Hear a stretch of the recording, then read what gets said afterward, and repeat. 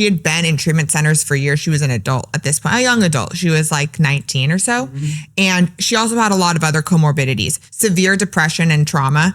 Her family loved her, but was extremely dysfunctional and also didn't want to be involved in treatment themselves. So they loved her, but it just, the way that she needed love and support, it didn't, they just weren't conducive, right?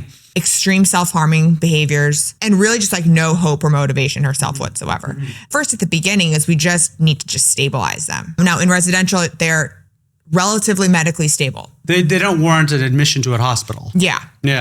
Their labs are going to be probably off, but not terribly. They don't need like tube feeding or anything like this. That doesn't mean that the dietary consumption doesn't need to be monitored and isn't extremely difficult and painful, but they're able to actually consume the food themselves. But she'd been in and out of inpatient, residential, like all over the place for years, and just was like, her identity was becoming more that of like a patient. And this is what happens is people become extremely medicalized and just they're like who they are. They get almost like their attention and needs met by being sick.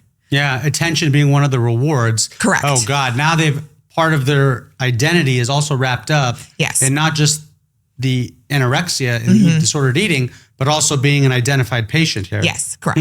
Wow. I mean, the layers of trouble here, you know?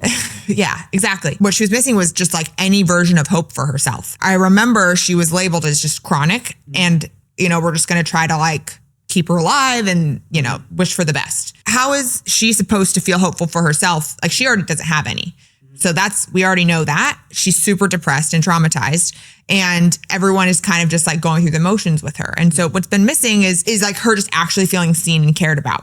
So this is why I loved working in residential too, is they almost get to develop new relationships with their peers, with the staff, to be able to almost create a new perception of their sense of self, right? Because they might not be treated that way at school or at home or wherever it may be. And an important caveat with all of this is that just because they haven't had their needs met in the way they needed at home doesn't mean that the parents don't love them and haven't done everything that they can. Yes, right? It's just, sometimes it's just, we just don't know what we don't know.